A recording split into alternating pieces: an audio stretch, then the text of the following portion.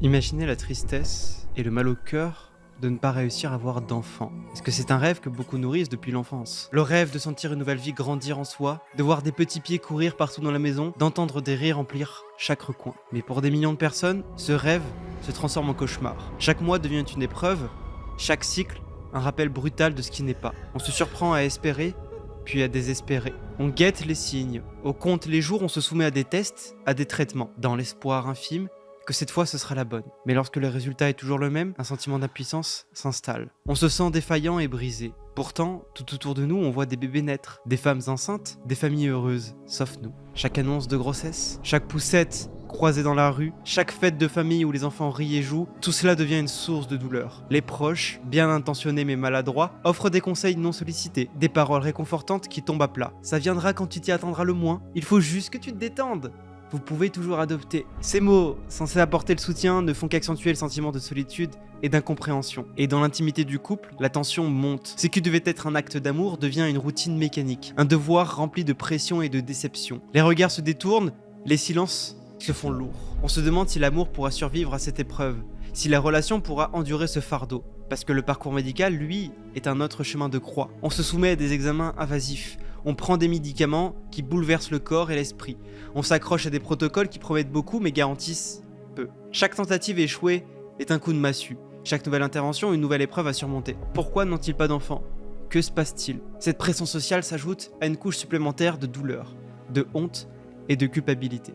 En France, une personne sur 5, soit 20% de la population, en âge de procréer, n'arrive plus à avoir d'enfants. Et je dis bien n'arrive plus, c'est même pas ne veut plus. Imaginez simplement, une personne sur 5, ça signifie que 5 personnes de votre ancienne classe de 3e au collège rencontrent aujourd'hui des problèmes d'infertilité. Autre exemple, si vous prenez les transports en commun, une vingtaine de personnes souffrent d'infertilité potentielle dans la rame dans laquelle vous vous trouvez. Ça veut dire qu'aujourd'hui, il y a 8 millions de Français qui ont du mal à procréer, dont 3 millions qui essayent de faire des choses, que ça soit PMA, etc. On parle de crise économique, d'inflation, d'insécurité, de conflits sociaux, mais rarement de ce mal qui touche au cœur même de notre avenir en tant qu'humain. Alors, pourquoi aujourd'hui on n'arrive plus à avoir d'enfants? Est-ce que c'est l'environnement saturé de produits chimiques, de perturbateurs endocriniens et de pollution? Est-ce le stress, la vie moderne, les problèmes, les tensions économiques? Est-ce la nourriture transformée, modifiée, loin de ce qu'elle devrait être? Ou alors, est-ce que c'est tout ça à la fois? Parce que coïncidence ou pas, l'infertilité atteint des nouveaux records depuis 2020. Soit le moment où un fameux produit nous a été forcé d'être injecté. Le vaccin. Mais l'infertilité, c'est un problème global. Prenez l'exemple de l'Asie. La natalité n'a jamais été aussi basse en Corée du Sud, avec un taux de 0,72 enfants par femme. Et le Japon, c'est un peu pareil. En 2023, les femmes japonaises font chacune 1,2 enfants. Et ce chiffre alarmant est historiquement bas et c'est pas prêt de remonter. En voyant toutes ces données, en voyant Macron qui parle de mesures contre l'infertilité, etc., je me pose la question, est-ce que l'infertilité serait pas la nouvelle maladie du siècle? Et à ce niveau-là, on pourrait même parler d'une pandémie qui touche des centaines de millions de personnes. Et sûrement qu'en extrapolant, on a la prochaine cause d'extinction de masse. Mais au fur et à mesure de mes recherches, il y a une seconde chose qui m'a frappé. La baisse de natalité entraîne des problèmes démographiques, sociétaux et économiques graves. Pourtant, personne n'en parle. Personne. Les autorités, les institutions semblent préoccupées par tout, sauf ce problème fondamental. Comme j'ai dit, il y a bien Macron qui a sorti 2-3 discours en début d'année, mais rien de bien convaincant. On discute de chiffres, de statistiques, de croissance et de décroissance, mais la réalité humaine, celle des hommes et des femmes confrontés à leur propre stérilité ou infertilité, reste marginale, presque tabou. Parce qu'on parle de réforme, de loi, de budget, mais on oublie que sans enfants, il n'y a pas d'avenir financier et pas de société à réformer. Donc comment est-ce possible? Pourquoi et comment l'infertilité progresse-t-elle? Et vous, qu'est-ce que vous pouvez faire aujourd'hui pour sauver ça? Et il y a aussi une autre question à laquelle je voulais répondre avec tout ça. Est-ce qu'un bébé pollue autant? Parce qu'on a des personnes qui veulent arrêter de faire des gamins pour éviter le réchauffement climatique. Ou alors parce qu'elles ont peur du monde dans lequel on vit. Donc, on va répondre à toutes ces questions dans ce documentaire.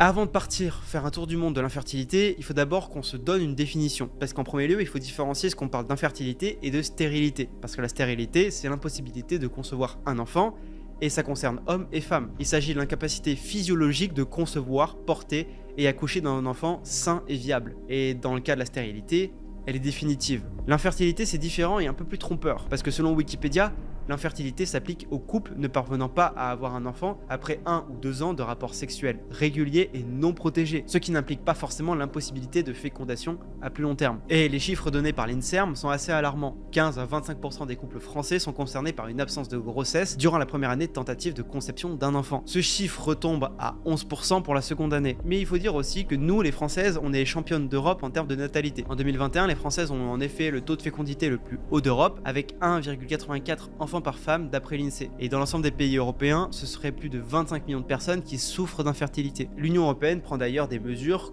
pour la difficulté de procréer. Le Parlement européen en a conscience et a demandé aux pays de l'Union européenne de garantir aux couples un accès universel au traitement de la stérilité. L'Union finance également la recherche scientifique sur l'infertilité et la procréation médicalement assistée. Il en résulte des traitements plus efficaces et de meilleurs résultats pour tous ceux qui souhaitent fonder une famille ou agrandir la leur. Mais en Europe, on note aussi une disparité entre le nord et le sud. Les Irlandaises donnent naissance à 1,78 enfants au cours de leur vie, alors que les Espagnols se cantonnent à 1,19 seulement. D'après les études menées par Gilles Pizon pour l'INED, l'Institut national des études démographiques, les raisons trouvées sont avant tout politiques. Par exemple en Italie, où le taux de natalité est à 1,25 enfants par femme, le projet de grossesse est repoussé parce qu'il est difficile de concilier maternité et emploi. Et dans le cas de l'Italie, il faudrait favoriser le travail des mères ou bien valoriser l'activité de mère au foyer à temps plein. Réussir sa vie de femme et de mère n'est pas incompatible avec une carrière professionnelle. Et en fait, on voit bien que l'un des problèmes principaux de pourquoi il y a de moins en moins d'enfants, c'est parce que de plus en plus de femmes privilégient leur carrière professionnelle à la conception d'un enfant et se réveillent un petit peu trop tard pour vouloir procréer à 35 ans. Et malheureusement, à ce moment-là, la fertilité d'une femme est beaucoup moindre par rapport à quand elle avait 20 ans. Et le docteur Pizon conclut son étude par ces mots. Les couples repoussent donc à plus tard l'arrivée d'un enfant s'il ne leur est pas possible de concilier travail et famille. À force de reporter, une partie des femmes finit par renoncer à la naissance désirée. Et aux États-Unis, le constat est plus ou moins le même. 19% des femmes âgées de 19 à 49 ans qui n'ont jamais mené de grossesse à terme ne tombent pas enceintes la première année. Et au bout de 2 ans, 3 femmes sur 4 réussissent à concevoir, alors que la dernière des femmes sur le groupe de 4 n'y arrive pas. Et en Asie, c'est assez différent. En Asie de l'Est, c'est là qu'il y a les mauvais élèves, en particulier Japon, Taïwan, Singapour et Hong Kong, qui talonnent en haut du classement avec environ un tiers des femmes qui n'auront jamais d'enfants. Depuis l'an 2000, c'est la Corée du Sud qui détient le taux de fécondité le plus bas au monde,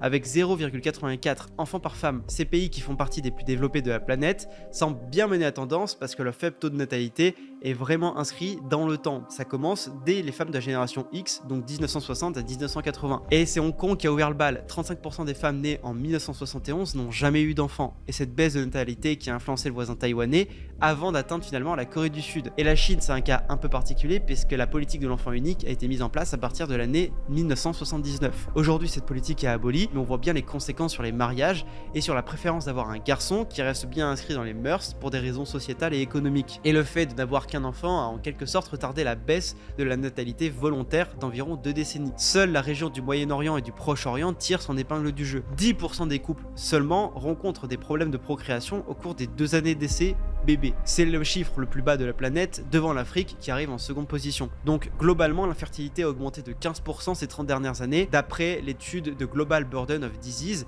qui reste l'une des références dans le domaine de l'estimation des maladies. Et quand on fait le bilan mondial, une tendance se dessine. Plus le pays est développé, et plus il est riche, plus le taux d'infertilité est élevé. Donc on va voir de plus près la corrélation entre la richesse d'un pays et son taux de natalité, mais surtout quelles sont ses causes de la richesse sur l'infertilité.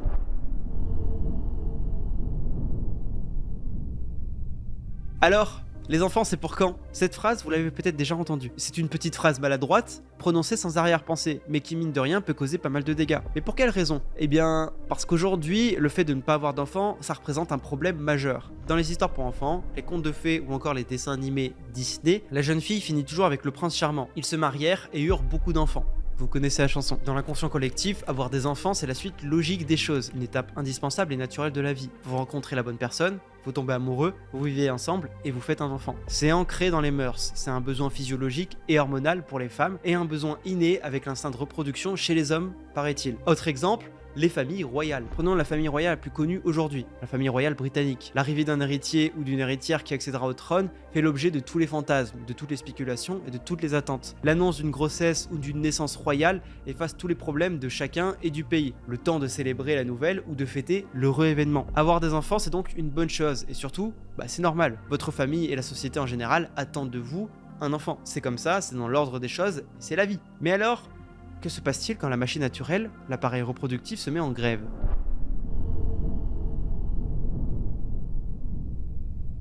Déjà, répondons à la question pourquoi les femmes n'arrivent plus à tomber enceintes. Parce qu'à chaque fois, les regards se tournent vers la femme lorsque le couple n'arrive plus à procréer. Dans l'inconscient collectif, c'est la femme qui n'arrive pas à porter l'enfant. La fertilité de l'homme n'est pas immédiatement remise en question. D'ailleurs, quand un bilan médical de fertilité est proposé, on examine d'abord la patiente car les causes d'absence de grossesse sont plus nombreuses chez la femme. Dans le désordre, on note plusieurs conditions qui peuvent empêcher la femme de concevoir. Troubles de l'ovulation, obstruction des trompes de Fallope, les pathologies utérines, et enfin, l'endométriose. Ceci étant dit, si on a beaucoup d'infertilité aujourd'hui, ce n'est pas seulement à cause des maladies. Il y a aussi d'autres notions comme le timing et l'horloge biologique. Parce qu'aujourd'hui, les femmes, elles étudient, elles travaillent, elles se hissent à des postes importants et elles sont pas prêtes à renoncer à leur carrière ou à la mettre en pause pour avoir des enfants. Elles auront des enfants. Oui, mais plus tard, quand elles l'auront décidé. Et pour beaucoup de femmes, ce choix est génial d'avoir un enfant quand on l'aura décidé. On peut attendre d'avoir 35 ans pour devenir parent, histoire d'avoir eu le temps de vivre sa jeunesse, d'avoir profité de son couple et d'avoir bâti une carrière solide. On voit aussi une catégorie de femmes qui veulent profiter d'avoir beaucoup de partenaires avant de se mettre en couple et d'avoir un enfant.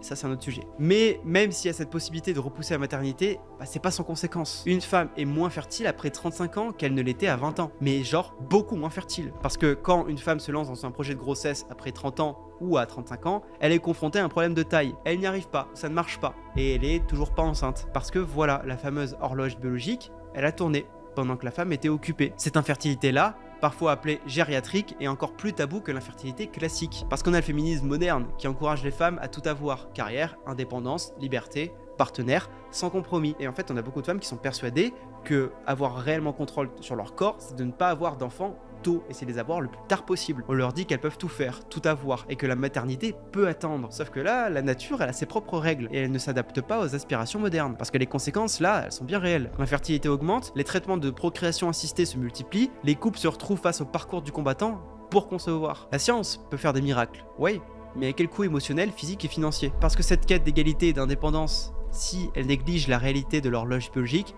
elle finit pas par trahir les femmes qu'elle prétend libérer. On les incite à repousser la maternité pour finalement leur imposer des défis presque insurmontables quand elles décident d'avoir des enfants. Mais oui, il n'y a pas que des anomalies physiques ou timing qui ont mené le monde à un taux de natalité dangereusement bas. On peut parler aussi du stress, de l'obésité, de l'abus d'alcool, des drogues et surtout le tabagisme qui sont des facteurs aggravants. Mais on commence à voir aussi parler d'autres choses que j'ai déjà parlé sur cette chaîne et qui développent vraiment l'infertilité aujourd'hui, les fameux perturbateurs endocriniens. Pudiquement, la majorité des sites ou des médias parlent de facteurs environnementaux quand il est question des perturbateurs endocriniens et d'infertilité. Sauf que les perturbateurs endocriniens sont responsables de bien des maladies aujourd'hui, dont l'infertilité chez la femme et aussi chez l'homme.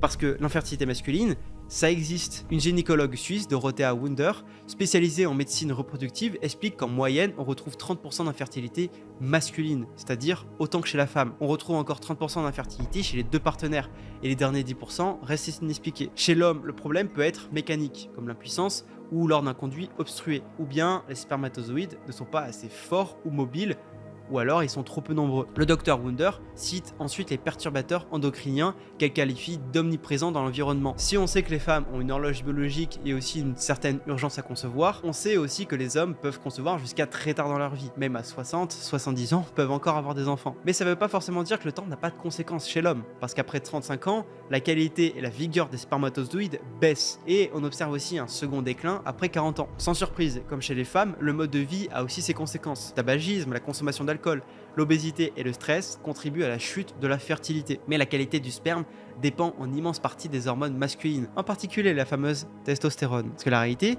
c'est que l'homme perd de sa virilité chaque année, en raison de la baisse de testostérone dans son sang. Ce taux diminue de façon naturelle avec le temps, certes, mais a baissé de façon drastique ces 50 dernières années. J'ai déjà traité le sujet, et je vous recommande d'aller visionner la vidéo en question à la fin de celle-ci, mais pour résumer, la santé et le bien-être physique et mental de l'homme dépendent de son taux de testostérone. C'est ce qui lui permet de se lever chaque matin, de faire du sport, de gérer son stress, de travailler efficacement et aussi de se reproduire. Un homme dont le taux de testostérone est insuffisant n'est simplement plus un homme au sens biologique du terme. Et pour savoir si vous n'avez plus assez de testostérone, l'un des petits tests tout simples à savoir, c'est si vous avez une érection le matin quand vous levez. Si vous n'en avez pas, c'est que vous avez peut-être un problème de testostérone. Mais pour en revenir, c'est là qu'interviennent les fameux perturbateurs endocriniens, parce qu'ils créent un déséquilibre hormonal et ils perturbent toute la mécanique chez l'homme. Ça se traduit par la baisse de la testostérone, mais aussi par l'apparition d'hormones féminines particulièrement nocives pour la fertilité de l'homme. Et ces perturbateurs endocriniens entraînent par ailleurs d'autres problèmes de santé, comme des cancers par exemple, mais aujourd'hui c'est l'infertilité qui nous intéresse. Mais le problème c'est qu'aujourd'hui c'est quasiment impossible d'éviter les perturbateurs endocriniens,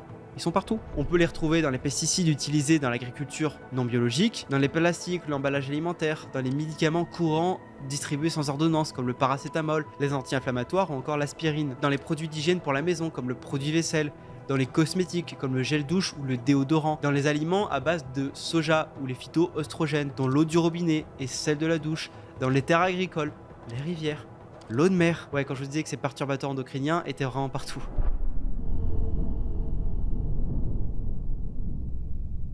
Et donc maintenant, qu'est-ce qui se passe pour le couple? Parce que quand l'enfant tant attendu n'arrive pas, le couple peut battre de l'aile. En 2023, ce sont environ 200 000 tentatives de FIV qui ont été pratiquées, des fécondations in vitro. Et cette procédure, si elle met dans 20% des cas à la naissance d'un enfant, est pas sans conséquences. C'est lourd, c'est invasif, et le taux de succès reste faible, et c'est long. Et en plus, tout ça a un coût pour le couple et son entourage, et c'est aussi un coût pour la société, puisqu'en France, jusqu'à 6 FIV sont remboursés par patiente jusqu'à l'âge de 43 ans. La France d'ailleurs est championne d'Europe, puisqu'elle a obtenu la seconde meilleure note, celle de 84 sur 100 en 2021, par rapport à la prise en charge financière, physique et mentale des problèmes d'infertilité. Au moins à ce moment-là, sécurité sociale sert à quelque chose. Bon, les autres pays ont un peu plus du mal à aider pour la procréation médicalement assistée, donc la PMA, donc c'est au couple de payer pour avoir un enfant, comme par exemple en Suisse, qui ne prend pas en charge la PMA. Le problème, c'est que les lois changent énormément d'un pays à l'autre et il n'y a pas de politique commune en Europe. C'est pour ça qu'on a certains pays comme l'Espagne ou le Danemark qui se sont spécialisés dans le tourisme de la fertilité, grâce aux PMA payés par les couples pouvant se le permettre. Mais maintenant, si on a parlé des perturbateurs endocriniens,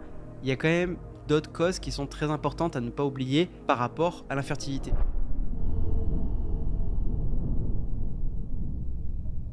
Et si le terme endométriose ne vous est pas inconnu, c'est qu'il est depuis quelques années sur toutes les lèvres. D'après l'assurance maladie, pas moins de 10% des femmes françaises, et ce dès la puberté, sont touchées par cette pathologie qualifiée de chronique et inflammatoire. Aujourd'hui, non seulement il n'existe pas de traitement pour guérir l'endométriose, mais on estime aussi que cette maladie est la cause majeure d'infertilité en France et dans le monde occidental. Macron s'est même emparé du sujet début 2022 à l'occasion d'un discours et a mis en place une stratégie de lutte contre l'endométriose, ainsi qu'un accompagnement au travail pour les femmes qui en sont atteintes. Et lorsqu'on sait qu'une femme sur 10 en France souffre de cette maladie, on se dit qu'il était temps. Malheureusement, avec l'endométriose, c'est que beaucoup de femmes ont des symptômes, en font part aux médecins traitants ou aux formations de confiance, mais il n'y a pas de diagnostic posé. Elles ont recours à l'automédication et prennent leur mal en patience, car les femmes souffrent pendant leurs règles, et c'est comme ça. On pourrait dire énormément de choses sur l'endométriose. Il y a énormément de douleurs et de symptômes, c'est pas assez diagnostiqué, et c'est aussi l'une des principales raisons de pourquoi beaucoup de femmes aujourd'hui ont du mal à avoir des enfants. C'est un sujet qu'on pourrait énormément développer dans un autre documentaire.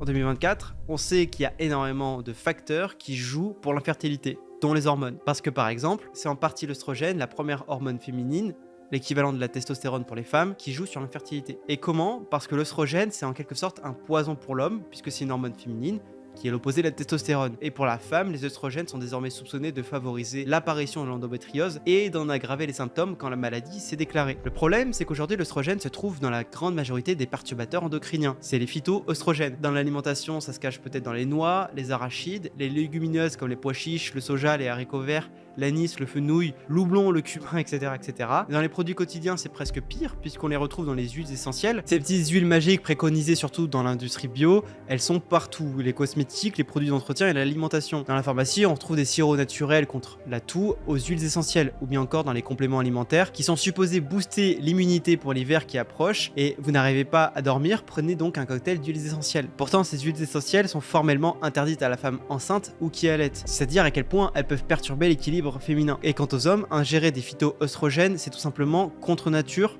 littéralement. Le corps peut effectivement s'en débarrasser, mais certainement pas dans les quantités dont on en parle aujourd'hui. Et malgré ça, sous prétexte qu'elles sont naturelles, les huiles essentielles passent pour inoffensives aux yeux du public. En 2021, le gouvernement français a durci les règles, puisque les huiles essentielles dépendent désormais des services de la Direction Générale de l'Alimentation, du ministère de l'Agriculture et de la Souveraineté Alimentaire. Mais finalement, c'est peut-être dans l'eau que se cache le pire. Dans l'eau qui sort de votre robinet ou celle qui coule de votre pommeau de douche, se trouvent des œstrogènes. Et ils se trouvent là parce que la majorité des femmes prennent la pilule contraceptive, que le système d'assainissement des eaux ne peut éliminer. Et ces traces de pilules contraceptives se faufilent donc dans le corps des femmes, des hommes et des enfants, personnes âgées et même des animaux qui boivent l'eau du robinet. Donc pour préserver votre fertilité, que vous soyez homme ou femme, c'est super important de faire attention à ce que vous mangez, buvez et consommez. Et la seconde chose à faire, c'est d'avoir un comportement sexuel responsable. L'infertilité féminine peut être causée par des IST ou des MST qui sont pas ou peu soignés, ou bien par un ou plusieurs avortements. Et utiliser la pilule du lendemain parce qu'on a eu un rapport sexuel non protégé à risque, c'est considéré comme un avortement précoce à ce moment-là. Je parle biologiquement. Donc c'est indispensable de porter un préservatif pour se protéger d'une grossesse non désirée et des éventuelles conséquences, ainsi que les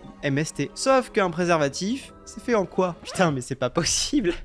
Oh la vache. Donc, en fait, c'est partout. Alors, ce qu'il faut faire maintenant, c'est d'essayer d'avoir le mode de vie le plus sain possible, une alimentation variée, du sport, une activité quotidienne et une bonne gestion du stress pour réduire les risques d'infertilité. J'ai d'ailleurs fait beaucoup de vidéos sur comment se débarrasser des mauvaises habitudes et comment bien réussir sa vie à ce moment-là, la reprendre en main. Donc, vous les avez sur ma chaîne si ça vous intéresse.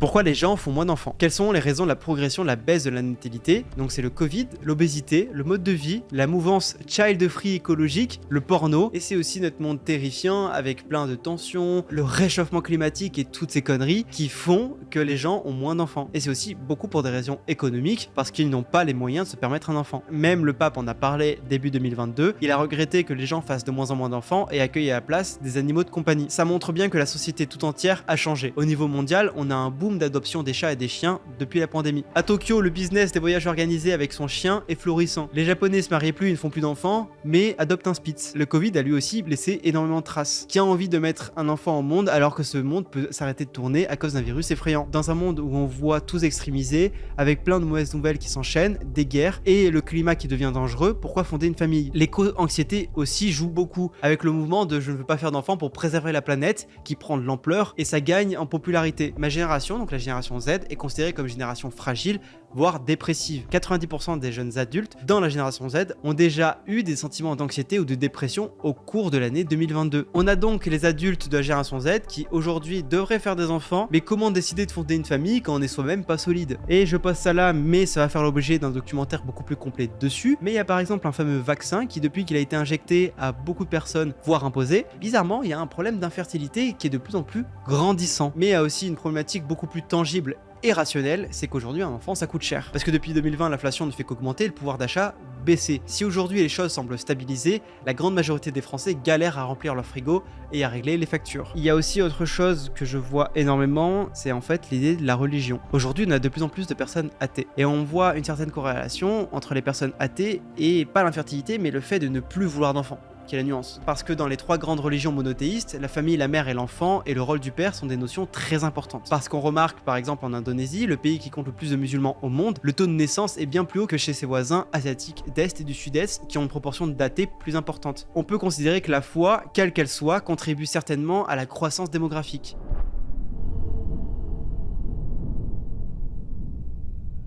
Je sais que beaucoup ne veulent plus faire d'enfants. La peur du changement climatique, les catastrophes naturelles, les guerres, les inégalités sociales et économiques, la surpopulation et les crises sanitaires. Pour beaucoup, il est difficile d'imaginer faire naître un enfant dans un monde où les ressources se raréfient, où la sécurité est un luxe, où l'avenir semble si incertain. La carrière, les rêves personnels, la quête d'indépendance et d'accomplissement individuel sont autant de facteurs qui influencent ces décisions. Le coût de la vie, la précarité de l'emploi et la difficulté à trouver un logement décent. Certaines personnes choisissent de se concentrer sur elles-mêmes, de vivre pleinement leur vie sans les responsabilités et les contraintes qu'implique la parentalité. Il y a ceux qui, ayant grandi dans des foyers dysfonctionnels ou ayant subi des traumatismes, ont peur de répéter les mêmes erreurs, de reproduire les mêmes schémas. Ils préfèrent ne pas avoir d'enfants plutôt que risquer les voir souffrir comme ils ont souffert. Et nous sommes brisés. Et moi, personnellement, je n'ai pas peur de la mort. Peut-être que devant celle-ci, je serai le premier à être tétanisé, mais ce qui me fait réellement peur, c'est de ne pas pouvoir avoir d'enfants. C'est de ne pas pouvoir contribuer au miracle qui s'appelle la vie. C'est de ne pas pouvoir transmettre un peu de moi, un peu de nous, à une nouvelle génération. De ne pas pouvoir voir dans les yeux de mon enfant le reflet de mes espoirs, de mes rêves, de mes faiblesses et de mes forces. C'est de ne pas pouvoir offrir au monde une part de ce que je suis, un être qui, à son tour, tracera son propre chemin. Je crains de ne jamais entendre ces mots simples, mais chargés de sens, comme papa. De ne jamais pouvoir raconter des histoires au moment de se coucher. De ne jamais pouvoir penser des genoux écorchés. De ne jamais pouvoir être là pour les premiers pas, les premiers mots et les premières découvertes. Ce qui me terrifie, c'est l'idée que cette maison et ses murs restent silencieux. Que les pièces qui devraient résonner de rire, de pleurs, de vie, reste muet. Que la chambre préparée avec soin, avec tant d'amour et d'anticipation, reste vide. La perspective de vieillir Sans cette lueur de vie, sans son prolongement de moi-même, bah ça me glace le sang. De ne pas pouvoir transmettre les traditions, les valeurs et les histoires de ma famille. De ne pas pouvoir voir grandir ce petit être. De ne pas pouvoir le guider, le protéger et même l'aimer. Parce que pour moi, donner la vie, c'est donner un sens ultime à la mienne. C'est accomplir ce miracle, ce cadeau inestimable, c'est participer à ce cycle éternel de l'humanité. L'infertilité est pour moi un problème très important de notre époque, et que beaucoup ignorent, négligent, s'en foutent. Et si aujourd'hui beaucoup se sont perdus dans la vie, c'est peut-être parce qu'ils ont oublié à quel point la vie est elle-même inestimable, et qu'ils ont abandonné l'idée de la perpétuer. C'était Louis, au revoir.